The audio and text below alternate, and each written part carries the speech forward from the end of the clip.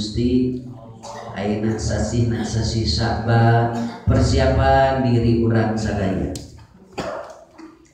Cek sebagian keterangan dimisilkeun masa sasi Rajab itu sasi urang babarasi.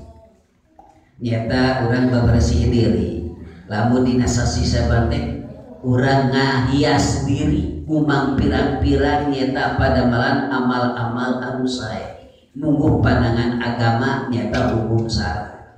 Oleh sakitu urang teh buru-buru sering istighfar, urang sering zikir, urang sering maca sholawat, urang sering maca tasbih, tahmid, tahlil, jeung maca Quran, jeung sajabana sering taubat ka Gusti Allah. Peda ieu teh urang sakedap deui bade digantos buku anu dipayun digantos ku buku anu enak.